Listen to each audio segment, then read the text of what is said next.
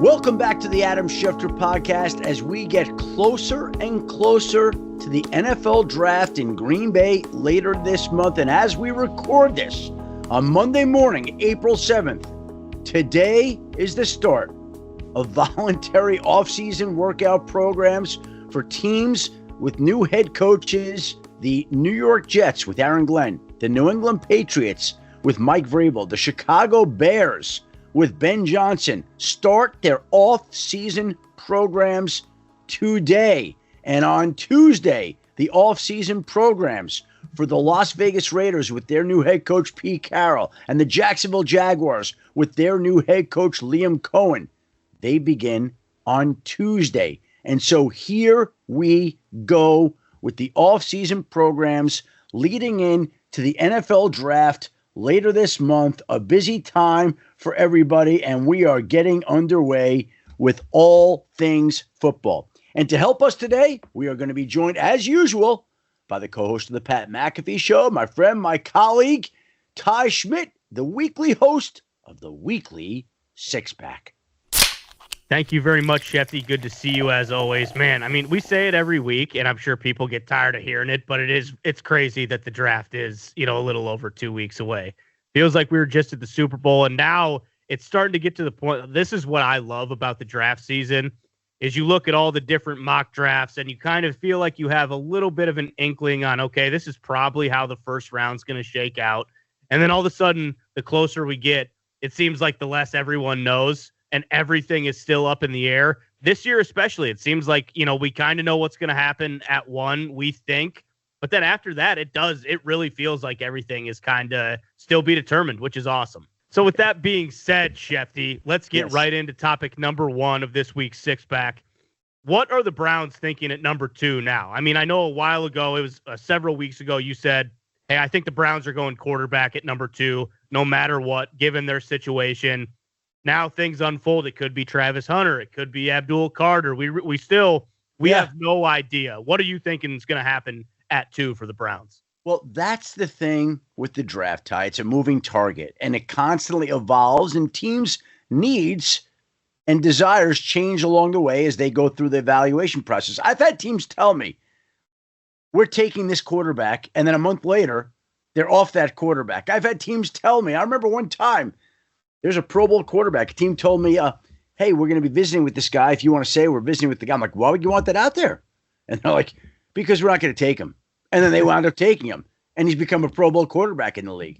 So, again, these things change. But as we tape this a couple of weeks out of the draft, here's what's interesting. You're right. A couple of months ago, I was of the mind and the impression, based on things people told me, that the Browns were likely to go quarterback. And they were. But that was because they wanted Cam Ward. And Cam Ward isn't going to be there at number 2. And so once they realized that, they came off that. And then we shifted to Abdul Carter, where there were a lot of people that felt like the Browns were going to take Abdul Carter and match him opposite Myles Garrett. And you know what? They still could. They still might. They had the owners meet with him on 2 separate occasions, including the night before Penn State's pro day. And it certainly seemed like there was mounting evidence that Abdul Carter would be the pick. And I even mentioned it just like that.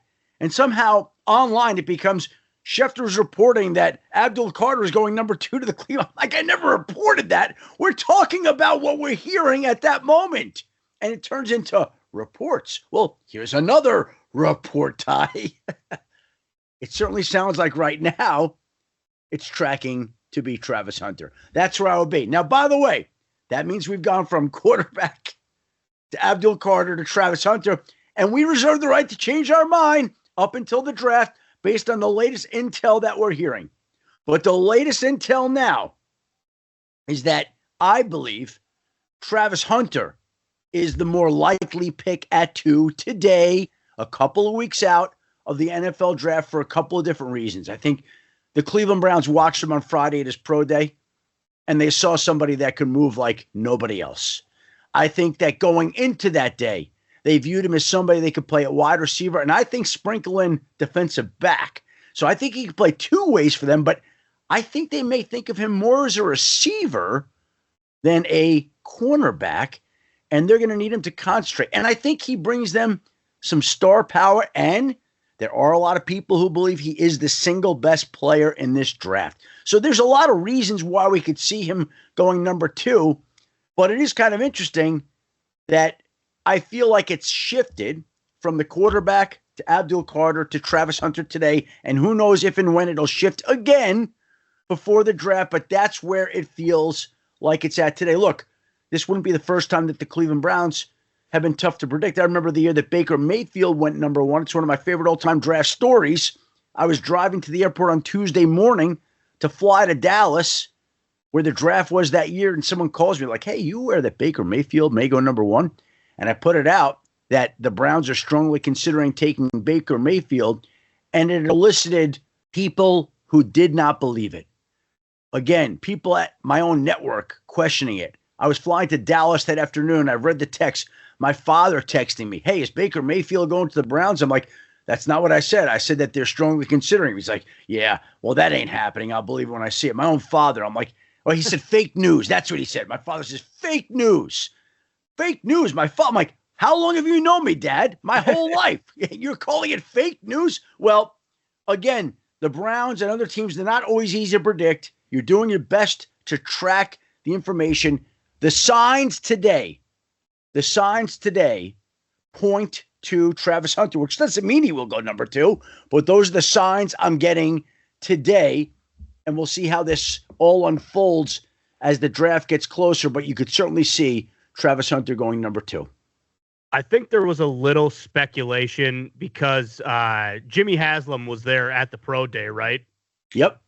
And, I think a lot of people just assume like, well, how often does the owner of an NFL team go on? Well, they went to Abdul Carter. They went to Penn State pro day too. So exactly. So again, same kind of thing. And right. I think that's what happened when you heard that they were at the Penn State pro day and they already met. They already had met with Abdul Carter. You're like, wait. The owners are now meeting twice with Abdul. That doesn't happen. That's unusual, and that led to some of the momentum to Abdul Carter going number 2. And now we see that the owners are doing all that stuff. Do you think that's just removed from the Deshaun Watson situation? Like they're in a position now where like they have to hit on this number 2 pick. They really are not in a position where they can get they can't get this wrong. Is that why he's maybe doing a little bit more legwork and making sure that they get a guy who is arguably, the generational player of this class? And by the way, the same owner who wouldn't meet with Myles Garrett was meeting with Travis Hunter and Abdul Carter. So there we go. I just think, look, when you're picking this high, 1, 2, 3, whether you're the Titans or the Browns or the Giants, you better hit on that pick, period. Everybody is up that high for a reason, and the stakes are large for every one of these teams. I don't know that it's any different for Cleveland than it is the Giants or the Titans. Okay. So, yeah, I mean, that I don't think that would shock anyone if Travis Hunter went number 2. I mean, we've been talking about this guy for, since the first week of the college football season and about how good he would be as a pro. For the longest time, I think everyone thought he would be the number 1 overall pick. So I don't think that would really shock anybody. Let's move on to topic number 2 of this week's 6-pack. The guy throwing him the football for, most of his career and at the pro day. A lot of stuff going on with Shedeur Sanders. Now, again, I think it's, kind of peak smokescreen season. Hey, teams love this guy. They hate this guy. He might go 2. He might go 3. He might slip down to 21 or into the second round or whatever you think, the situation may be. With all this happening, where do you think that leaves possible landing spots for Shedeur Sanders? Look, right now, a couple of weeks out, I don't think Shedeur Sanders is going number 2. And again, the signs point to him not going number 3 either. So if he's not going 2 and he's not going 3, and it certainly feels like that's the case today, where is Shedeur Sanders going in the top 10? And the only landing spot in the top 10 that you could see right now would be the New Orleans Saints at number 9.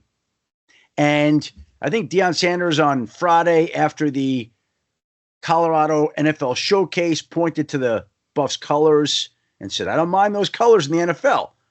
Black and gold.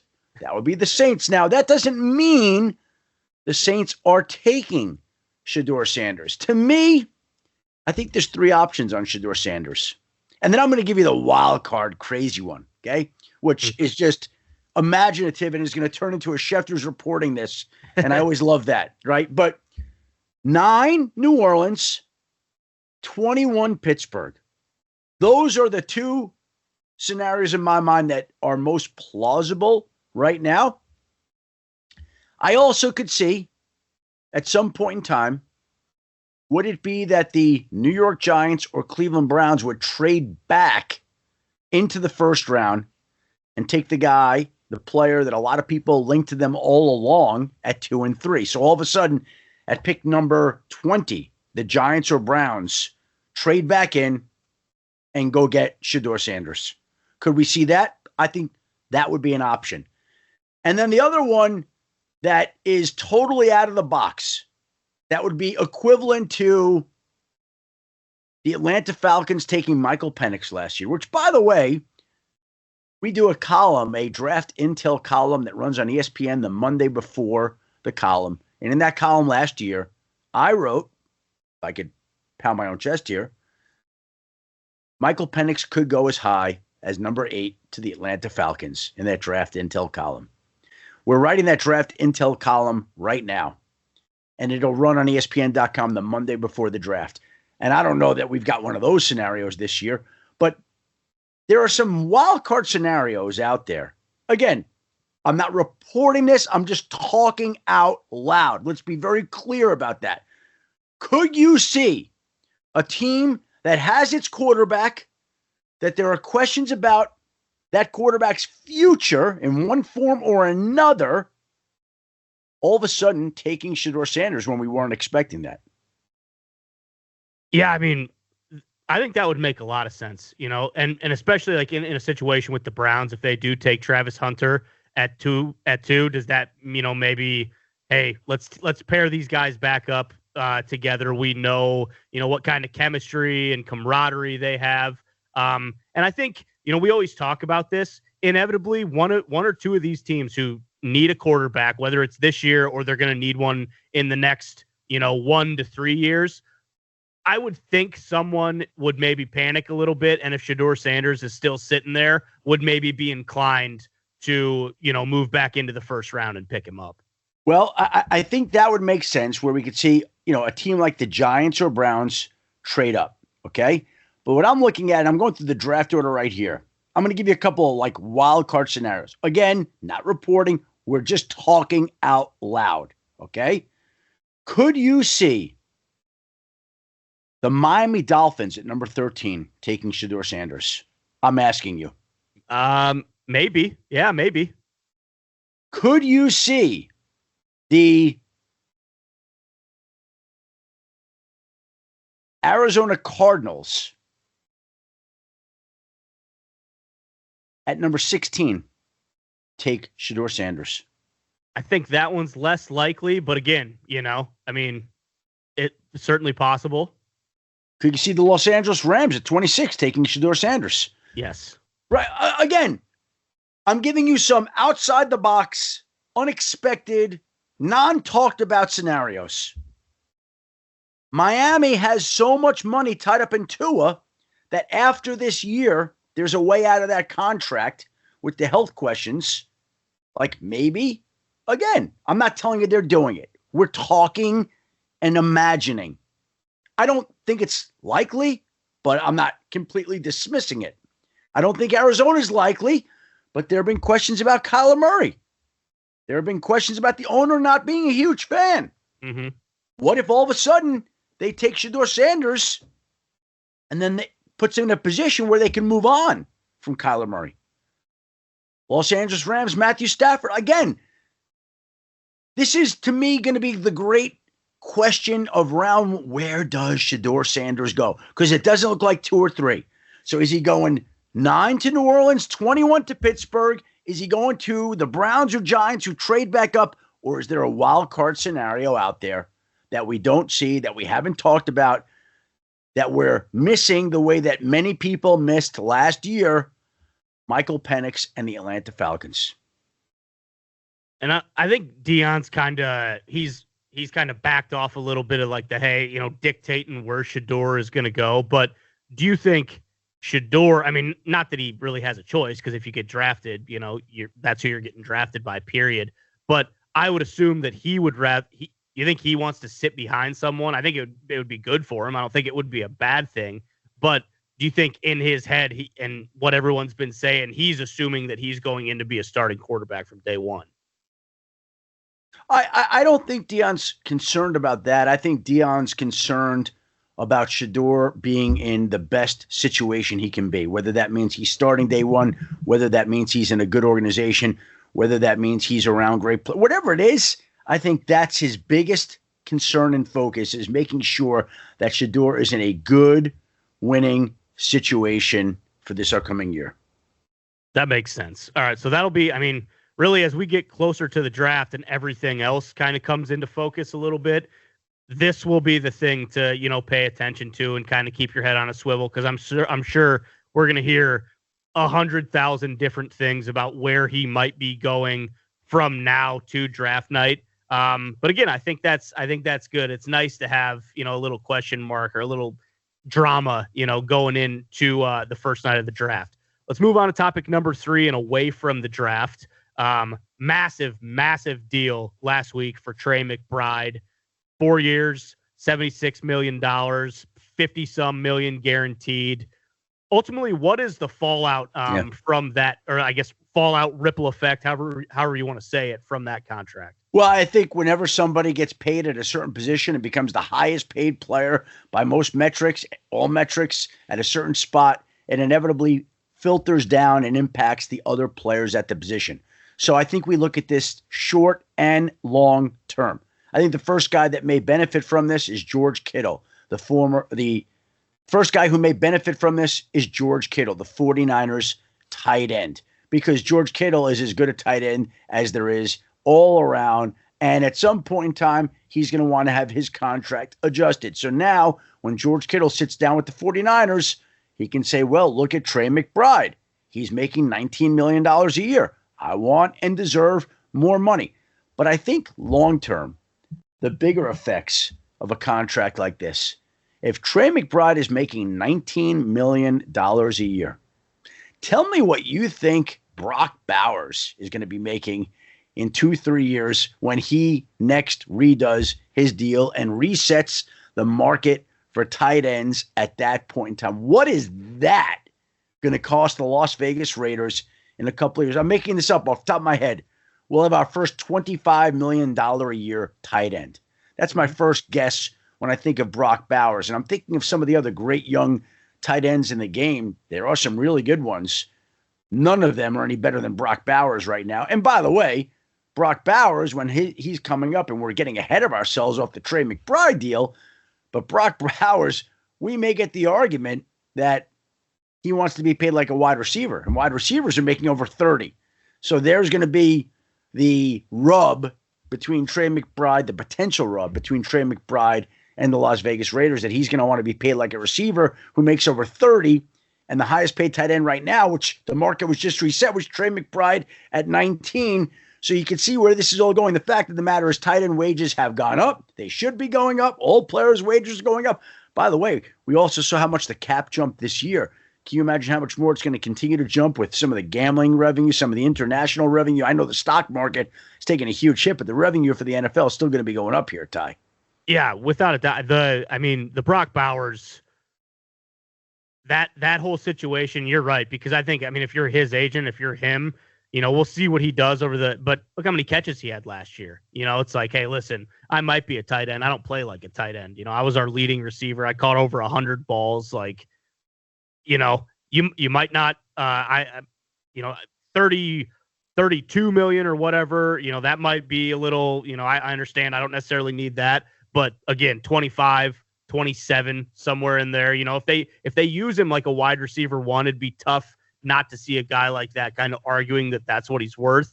And so I guess we'll ultimately see where that goes. But I think you're right. And, long overdue. I mean, these guys have been so important for so long and so good. And it's nice to kind of see that we're kind of having another tight end renaissance on the backs of, what Gronk and Kittle and Kelsey and all those guys did for so long. Let's move on to topic number 4, Schefty, of this week's Six Pack. A couple leftovers from the league meetings. A lot of people around here in Indianapolis will be very curious about what you have to say about this. What did you hear from the Colts, or what did they say about their QB competition going into this year? Basically, Shane Steichen, the head coach of the Indianapolis Colts, said that Anthony Richardson and Daniel Jones are going to be splitting reps during the offseason. Splitting reps. And the exact quote he said was, it's going to come down to who's the most consistent and who's the most productive. He will be the starter. So they are giving absolutely nothing to Anthony Richardson. And in fact, they are making it very clear, going out of their way to make it very clear that the Colts quarterback competition is a true competition, that the job is up for grabs. And all you got to do really is look at the money that they're paying Daniel Jones. $14 million. There aren't many backups that are making $14 million. That's much closer to starting quarterback money than it is backup quarterback money. But Shane Steichen confirmed what we kind of thought, but now we'll see play out. Look, Anthony Richardson is still paying the price for tapping out and having the type of year that they did. They are having an open quarterback competition. May the best man win. And that's fascinating to me because you don't get too many true quarterback battles. Like we look at it, how many quarterback battles are there in any given year? There might be 1, 2, 3 a year. But the most interesting quarterback battle that we'll have this summer will be in Indianapolis between Daniel Jones and Anthony Richardson. That whole situation is kind of because I see it from both sides for people who are Colts fans. It's like that was kind of the knock on Anthony Richardson. You mentioned all the tapping out and all that kind of stuff. But coming in, it was, hey, this guy just hasn't played enough football. He's played 13 games. Like he needs the reps. He needs to kind of be out there and get kind of forged by the fire. But at the same time, you can't really hand anything to him. It's like we're in the NFL. This isn't, varsity football where a guy's got all the potential in the world, but, potential get Chris Ballard and Shane Steichen fired. So it's one of those things where I understand people saying, well, I mean, if this guy's supposed to be our franchise quarterback, we need him to play. We can't have him splitting reps. But at the same time, you have all those guys in that locker room who are like, hey, listen, you paid me. I'm not here to kind of help Anthony Richardson along and hope that we get, a 2-3 year runway. Like we need to win now. Otherwise, guess what? I might not be here. You might not be here. So it certainly makes sense. And ultimately that might be what he needed the most. He he definitely needed, a kind of a swift kick in the ass to say like, hey, guess what? All this can be taken away from you in a moment's notice. And guess what? We saw that happen last year with Bryce Young. And it served Bryce Young well. They took his job away. They gave it to Andy Dalton. The game slowed down for him. He got to view what the Panthers were doing in a different type of way.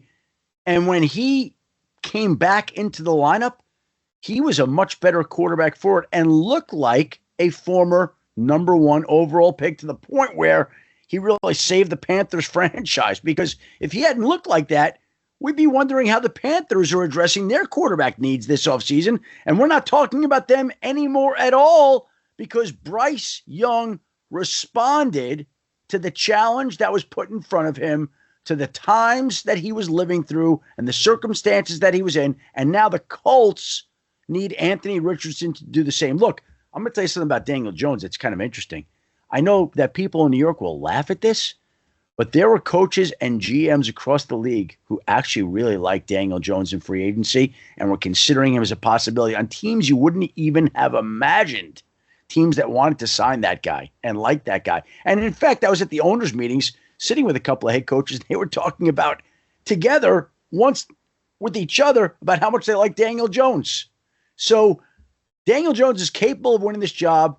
And if nothing else, if you're the Colts, you better hope that he raises the level of play for Anthony Richardson, that may be the biggest benefit that he has for the $14 million that they're paying him. And I think he fits in, like his personality maybe. Now, granted, when Eli was playing, it's not like he was a real lightning rod, but you win 2 Super Bowls. You can be as monotone as you want to be. People aren't going to care, but I think people around here will kind of. Now, granted, they want Anthony Richardson, I think, to be the starting quarterback. How couldn't you? You selected this guy 4th overall, kind of thinking, hey, this is going to be our quarterback for the next 15 to 20 years.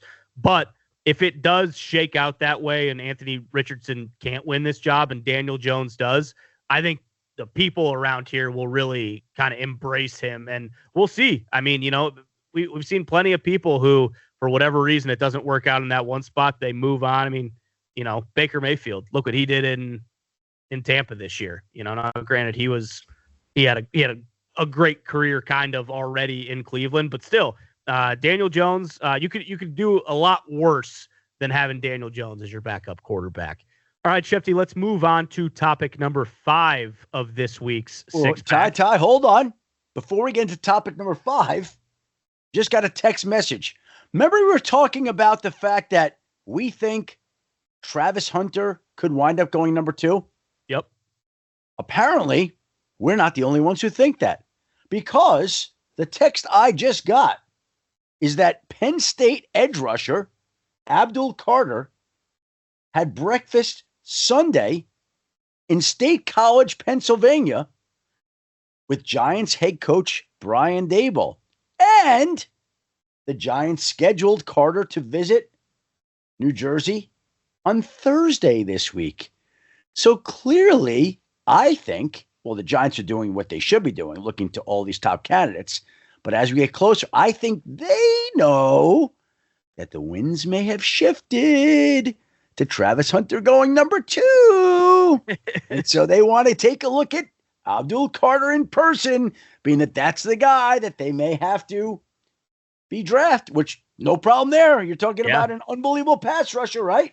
Yeah, without a doubt. Yeah, now this just, because when the draft period started, when we really started looking into this stuff, I think that's what everyone thought the first 3 picks were going to be. And then over the last several weeks, it's kind of been jumbled around. And, a lot of people, hey, maybe Travis Hunter lands at 4 to the Patriots or Abdul Carter. But now it'll be very interesting if it does shake out like that. And what a lot of people consider the 3 best players in the draft do go 1, 2, 3. Then what happens from 4 on out there? I feel like we haven't had a whole lot of scenarios in which there haven't been, 2 quarterbacks going in the top 3. So this will be very interesting to see how this plays out. If, like you said, the Giants are kind of coming to the realization that, hey, we're probably not going to get Travis Hunter either. Well, I think that I don't know if they're coming to the realization that they're probably not getting him, but they are certainly preparing for the possibility that they are not getting him. And so that they're going to meet, or they already met with Carter, breakfast. I wonder if Brian Daboll had an omelet or pancakes and what Abdul Carter had, but we can figure that out. We'll figure that out for draft night, get to the bottom of their breakfast orders. I'll text Mr. Daboll and ask him what he had for breakfast on Sunday. But yeah, that's kind of where we're at right now. I think it's kind of interesting, right? Yeah, without a doubt. Like I said, again, April 7th, we still. By the way, as we're doing this, you want to hear a fun one? Should we send that out? Should we blast that out on email? The ESPN alerts. Should we do this on ESPN alerts that Abdul Carter had breakfast on Sunday morning with Brian Daboll and he's scheduled to visit Thursday? Should we do that? We're talking out loud on the podcast. What do you think? Yes or no? Would it qualify? Would you be pissed off if you got an alert like that, or you think it's worth it? No, I think. Listen, hey, we're 2.5 weeks away from the draft. I think any little piece of news, if you're a Giants fan or if you're a Browns fan about who they might potentially get, you're eating that up no matter what. And if I'm a Giants fan, I want to know. You know what? Here we go. I just posted on the ESPN app.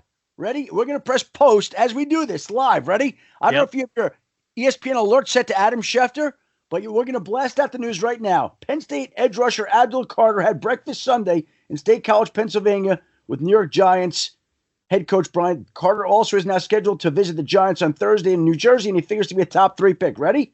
Yep. Bam. Just posted it. Let's see if you get the alert. You tell me. It should be a matter of seconds, and it should be right there. Boom. There it is. Yep. Kind of a fun little note. No, it's a good move. Hey, like I said, I mean, if I'm a Giants fan, I'm living and dying on what they're doing in this draft this year. So I want to know every piece of advice or every piece of information that you're getting, and I want to read about it in real time. So that's as real as it gets right there, right, Ty? Exactly. So there we go. Giants fans, something to be, either excited or pissed off about to start their Monday morning here. There we go. All right, Shefty. Let's move on to topic number 5. We were just talking a little bit about the Colts quarterback situation. Someone who a lot of people, I think, would maybe compare the skill set of Anthony Richardson to, kind of out of nowhere. Joe Milton gets traded from the Patriots to the Cowboys. Now, the fact that he got traded, I don't think was shocking, but the fact that he went to the Cowboys, maybe people weren't expecting. What more do you know about that situation maybe now than we did a couple days ago when it happened? A couple things. I think Joe Milton was given permission to seek a trade. Mm-hmm. I think that he recognized that Drake May was there, and they went out and signed Josh Dobbs as a veteran. And so he's looking at being the number 3 guy and no room to really grow. So I think he was looking for a fresh start. And the Dallas Cowboys lost Trey Lance in free agency to the Chargers. They weren't going to re-sign him. They paid him about $6 million last year, if my math and memory are correct. And so now they get Joe Milton for like the next 3 years for like $3-4 million. So they get him for a few years at a cost savings for moving back 40 some odd picks in the upcoming draft. For the Dallas Cowboys, it's a bargain. For the New England Patriots, they felt like, okay, this kid wants to move on. We've got a new coaching staff. They didn't pick him. We'll send him on his way. We'll improve our draft position. So it kind of works for everybody. And Joe Milton is an interesting prospect. I remember when I visited Michigan and talked to some of their coaches back when he was there, and they told me that Joe Milton had enough potential to be the number 1 overall pick in the draft. Number 1. Now, he did not, at least to this point, turn out to be that type of quarterback. But now he gets a fresh start, something that he asked for, something Dallas was happy to explore. The other teams that looked into this were the New York Giants and the Pittsburgh Steelers. They considered a deal too. Look, it's not like they gave up a whole lot to get him anyway. So clearly the Dallas Cowboys just wanted him more than these other teams who didn't value him all that much right now. But Joe Milton wanted out of there, was looking to move on. Dallas was looking for another backup quarterback for Dak Prescott. They only had Will Grier on their roster. So it made sense for everybody, and the trade was made. Yeah, I mean, I don't think it's too surprising. Again, I think this is one thing that Cowboys fans, though, like if they were to get pissed off about something, it's like, well, Jerry, you stand pat, you don't do anything, and then we trade for a backup quarterback, and that kind of gets packaged as like I'm not just sitting on my hands here. I'm actually going out. And again, with Dak has had his, kind of issues with injury where they're coming off last year where Cooper Rush had to start, 10 games. So, Joe, I mean, you could definitely do worse than Joe Milton, especially if, a guy like Shoddy, a quarterback whisperer, if you feel like you can develop him a little bit. So I think it certainly makes sense, but it is just, it feels like one of those things. If you're a Cowboys fan, it's like, man, we don't do anything all off season, and then we trade for Joe Milton, and I'm supposed to be thrilled about that, going into next year. But that's the way it works. Low cost, no downside. No downside to trying it. Right. And again, you get a young guy like that who's cheap and you have control of him for a little bit. Heaven forbid something did happen to Dak, but if he ends up coming in and playing meaningful football and, can kind of elevate his career in of itself, then, who's to say that in a couple years they're not thinking, hey, we either can flip this guy again for much more than what we traded for him, or, it's just, again, I mean, we're at the point in the NFL now where you need to have a reliable backup quarterback. You need to have a guy who, if your starter goes down, can still go out there and at least give you a chance to win a couple games. So I think it makes sense. Speaking of all that, okay, the Cowboys just did it. Let's move on to the sixth and final topic of this week's Six Pack Shefty. What teams are we most likely to see in the trade market here in the coming weeks as we get closer to the draft? We're going to talk about this in our ESPN Draft Intel column that comes out 2 weeks from today, Ty. But let me give you one team that I think is going to be in the market to be bouncing all around, potentially either moving up draft boards or trading for a veteran player or two. And that would be your defending world champion Philadelphia Eagles.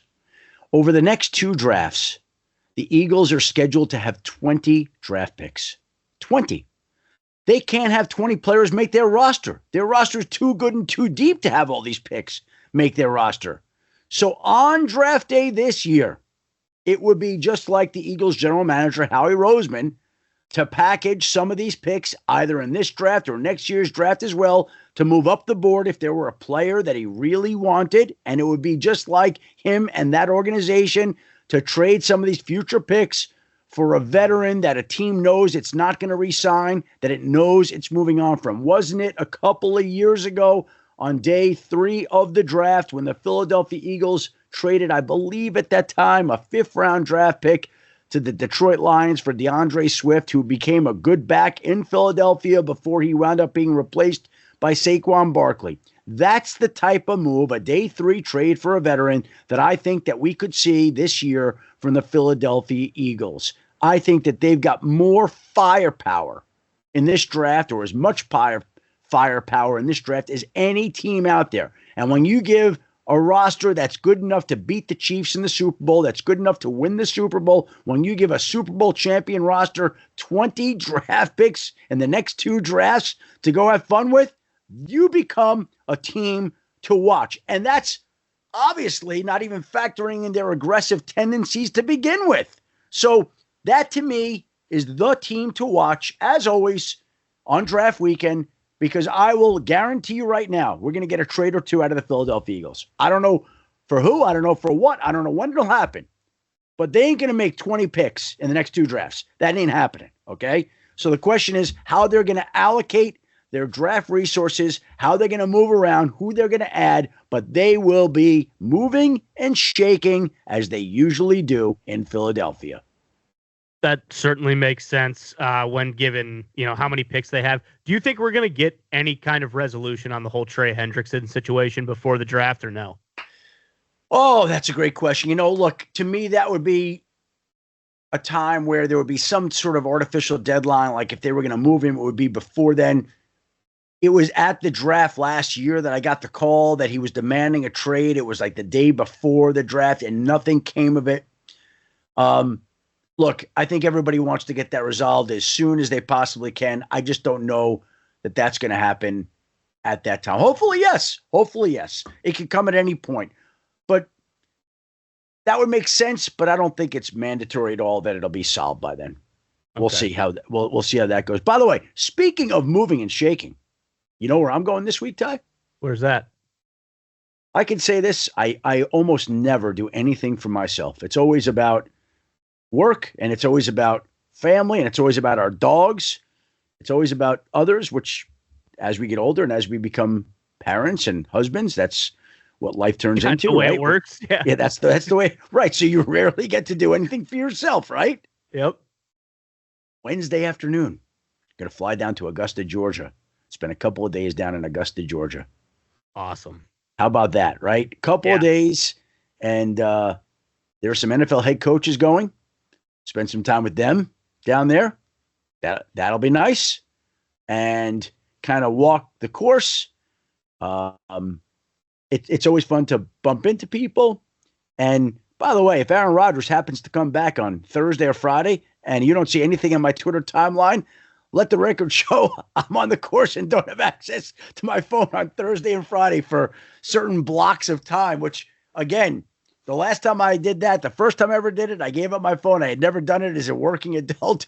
It was sort of like somebody who was a longtime smoker who quit smoking. You're reaching to your pocket for the pack of cigarettes that's just not there. It'll be like that Thursday and Friday for my phone. But you know what? A little mental break that you never get isn't the worst thing in the world. And speaking of mental breaks, I have to tell you about this as well. This is unbelievable. I talked about it very little this year, but I am an avid fantasy basketball player. And going into this year, I had won the ESPN Fantasy Basketball Championship in our war room 3 of the last 7 years. So this year I made the finals, and I was playing a great researcher at ESPN by the name of Kevin Pulsfer. I hope he doesn't mind me sharing this, but Kevin Pulsfer built a monster of a team, had the best record in the regular season. He lost only 3 weeks all year long, and his team was dominant. It had Jason Tatum, Tyrese Maxey, and 3 Knicks. 3 Knicks, OG, Mikal Bridges, and Josh Hart. If you take those 3 Knicks with Tatum and Maxey, good, and Evan Mobley on his team too. Forget about it. You're not beating that team. They dominated. Well, advanced to the finals, and I don't know that I don't want to get into the weeds of how fantasy basketball works for those who don't know it, but there are 9 categories. It was going to come down to 2 categories between me and him. 2. Free throws and steals. That was it. And on Saturday, I put on the Hawks-Knicks game and watched my center, Onyeka Okongwu. I think I'm pronouncing his name right. He was my center all year long. But anyway, he missed free throws. He missed a bunch of free throws. I lost free throw percentage. So the championship was going to come down to steals. And in that game on Saturday versus the Hawks, the Knicks, Josh Hart, they had a bunch of steals. He took like a 7-steal lead, which is really high. Like, it's hard to manufacture 7 steals. Going into the last Sunday of the regular season, at one point he went up 9 steals. I looked down on Sunday night. I was down to the second half, just the second half of 4 or 5 guys on my team. He was finishing up with his Knicks, Mikal Bridges and Josh Hart. I was down 8 steals. I had a second half left. I sent him a note, which I'm going to read right here, okay? I want to read you the back and forth between he and I. I wanted to send him the note. I never want to be one of those assholes who sends out congratulatory texts before a fancy matchup in the hopes of trying to revert it. Sure. But I sent this out. I was getting ready to watch the season finale of White Lotus with my wife, and I was so pissed off about losing the championship that I just wanted it off my plate so I didn't have to think about it, and I wanted to move on and turn the page. Does that make sense? Yes, it does. Yeah. So at 8:43, I look down. I'm down 8 steals. I got 4 guys left in the second half. He's got his Knicks finishing up. I'm like, it's over. It's 28-3 in the Super Bowl, Atlanta. That's what it is at that point. I sent him a text. Kevin, congratulating you on your big win. The best team won. Your team was incredible all year long. Congratulations. He sends me back. I'm going to hold off on declaring victory until Taurean Prince, who I picked up on waivers yesterday morning, my last move of the year. Taurean Prince doesn't have another 5-steal game, but I appreciate it. I spent a lot of time planning out moves this week. Your team was neck and neck with me all season. You called this championship for me in October. I said, well done. I signed off. Okay? He said, apparently it's not Prince I need to worry about, because at that point I got 2 quick steals from Fred VanVleet. And I said, I still need a lot more, and I'd have to beat you by 1 because you hold the tiebreaker. This ended in the Knicks-Hawks game yesterday. Flashhead, I put on White Lotus. I'm watching. I get a text from him at 10:21. 10:21. So we're talking about, an hour and a half later. There it is. Insane run out. 9 steals in 90 minutes. And I said, if it holds, I already had a Jared Allen steal overturned earlier today. When I texted you, I was down 8 steals, and in the second half, and you still had your 3 Knicks. And he said, he just texted me back. He goes, Ryan Rollins on the Bucks, who I also picked up on Friday, got 2 more steals. I said, I only played Ryan Rollins because Keegan Murray, my forward, was ruled out at the last moment. Ryan Rollins got 4 steals in the second half last night. And so he texted me, that's going to sting. but I'll be back next year. Congrats. And I said, I'm floored. He said, this is Duke Houston level comeback. Holy cow. I said, I honestly thought it was over, and I hate people who text congratulations prematurely. I really thought it was done and thought it was done in the Hawks-Knicks game yesterday. And he said, I honestly thought it was done too, but didn't want to tempt the fancy gods by saying it out loud. So we just had 28-3 in the fancy basketball world for my 4th championship in 8 years. Ty, another chest. Another chest. I am the Gino Auriemma of fantasy basketball at ESPN. Okay, that's all I'm going to tell you right now. And I never would have thought that it happened. I have the White Lotus sign. I'm wondering, like, I asked my wife after. I'm like, what do you think happened to this one family? She's like, it was on. I'm like, she goes, were you not watching? I don't want to tell her, but my mind was on Fred VanVleet, Andrew Nembhard, Tyrese Halliburton, Ryan Rollins, and Taurean Prince, and whether they could generate 8-9 steals that they did in the second half of the game. Like, that was wild to me.